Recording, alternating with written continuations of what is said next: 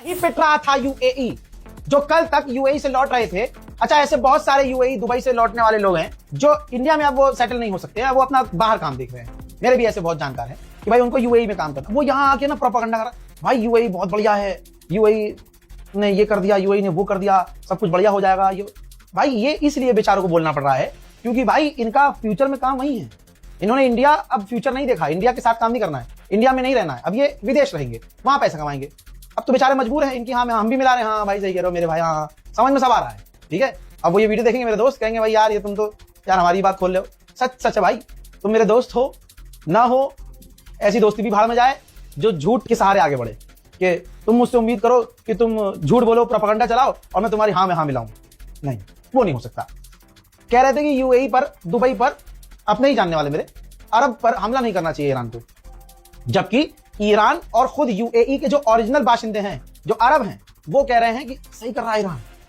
हम खुद नहीं चाहते, मतलब आम आवाम खुद नहीं चाहती कि अमेरिका उनकी जमीन पर हो। क्यों है अमेरिका, क्यों है अमेरिका भाई हमारे मुल्क में? ये जो जेन्युइन अरब है उनकी सोच है।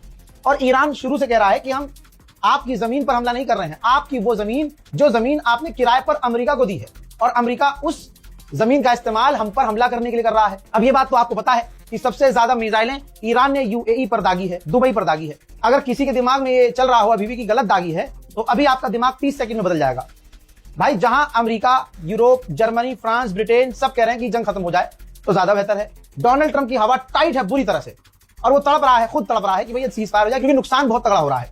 अमेरिका में खाना पानी भी अब महंगा होना शुरू हो गया है। यूरोप में कई देशों में गैस स्टेशन बंद हो चुके हैं। ये तमाम चीजें यूरोप में हो रही हैं, तो प्रेशर एज अ राष्ट्रपति अमेरिका का होने के नाते उस पर प्रेशर है। अब वो डील कर रहा है कैसे भी कि खत्म हो जाए, तो बीच में यूएई कूदा, दुबई कूदा, प्रूफ आपके सामने, बिना प्रूफ के कोई बात नहीं करता आपका भाई। यूएई जो है इसने खुल्लम खुल्ला अमेरिका को चेताया है कि ना ईरान से डील मत करो, ईरान से सीज फायर मत करो, बल्कि ईरान पर बड़े हमले करो। ईरान की जब तक मिसाइल खत्म नहीं हो जाती, ईरान की जब तक ताकत खत्म नहीं हो जाती, जब तक ईरान पूरी तरह से मिट नहीं जाता, बर्बाद नहीं हो जाता, टुकड़े नहीं हो जाते, तब तक आप इस पर हमले जारी रखो। और इसी यूएई का नाम सबसे पहले आपके इस भाई ने बता दिया था 19 घंटे पहले कि जो अरब देश ईरान के ऊपर अमेरिका के साथ मिलकर हमला करेगा वो या तो यूएई होगा या बहरीन होगा। तो बहरीन का मैंने तभी कह दिया था, वो बहुत छोटा है, वो इतना कूद के सामने नहीं आएगा, लेकिन यूएई का नाम मैंने क्लियर लिया था। यूएई वो देश है, क्लियर हो गया है, रिपोर्ट में आ गया है। जो अरब देश अमेरिका के साथ ईरान के खर्ग आइलैंड और ईरान पर कब्जा करने के लिए हमला कर सकता है अमेरिकी फौज के साथ मिलकर, वो यूएई है, दुबई है, ठीक। तो अब तमाम जितने भी मुसलमान हैं सबके मन में ये आ ही गया होगा इंशाल्लाह कि यूएई इसका मतलब सही पिट रहा था, ईरान सही मार रहा था इसे, क्योंकि भाई ये लातों के भूत हैं, ये नहीं मानेंगे। जहां अमेरिका खुद कह रहा है कि हम जंग खत्म करने की कगार पर हैं, वहां एक अरब कह रहा है, एक मुस्लिम देश कह रहा है कि नहीं अभी मारो। आप समझ रहे हो क्यों रजा गराफी ने कहा था 1 साल पहले ही कि इलाके में, मिडिल ईस्ट में एक इजराइल नहीं है, अब 2 इजराइल है। दूसरा इजराइल कौन है? यही यूएई। और अभी इनकी औकात में और खोल दूं अगर आपकी इजाजत हो, खींच दूं नाला पूरा, ठीक है हजरात। अभी इस जंग से पहले सऊदी अरब के विदेश मंत्री और सऊदी अरब के ऑफिशियल्स ने कहा था कि यूएई इजराइल का टटपूंजिया है, और यूएई एलाई नहीं है इजराइल का, बल्कि उसके साथ उसके प्रोपेगेंडे को, उसके मकसद को, ग्रेटर इजराइल को आगे बढ़ा रहा है। और आज यही सऊदी अरब, जो कल तक इसको क्लियर था कि यूएई इजराइल बन चुका है और इजराइल के लिए काम कर रहा है, आज सऊदी अरब और यही यूएई एक हो गए हैं ईरान के खिलाफ। अल्लाह अकबर, अल्लाह अकबर।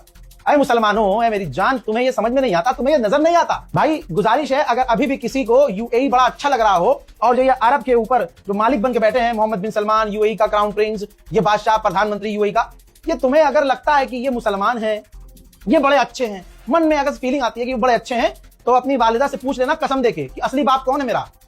क्योंकि भाई जो अच्छी कोख से पैदा हुआ होगा ना, उसे पहले ही फीलिंग आ जाएगी, एहसास हो जाएगा, उसका ईमान पाक होगा, उसे एहसास हो जाएगा कौन गलत है कौन सही है।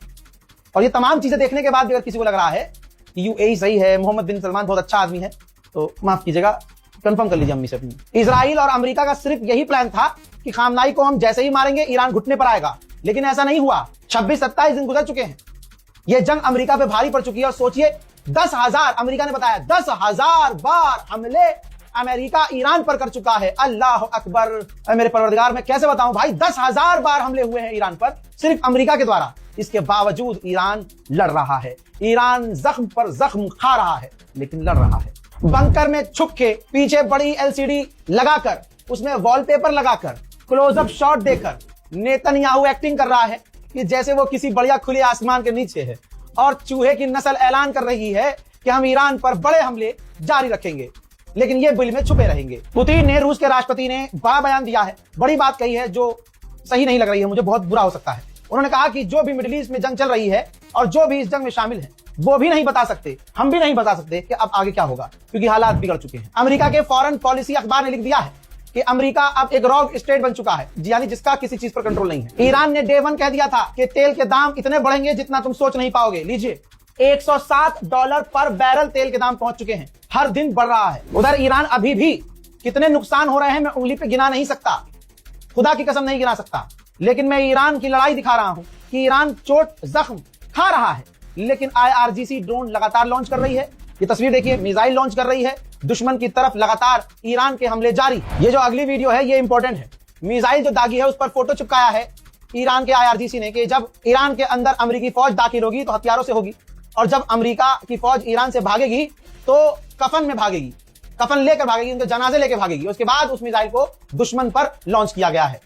दुनिया में मुझे बताओ कोई ऐसा मुल्क है, रशिया और यूक्रेन का भी दिखा दो, अजरबैजान और आर्मीनिया के बीच हुआ, ऐसा कहीं नहीं हुआ। मिसाइलों पर मैसेज, मिसाइलों पर फोटो, मिसाइलों पर पैगाम लिख लिख कर अगर कोई किसी पर हमला करता है तो वो ईरान।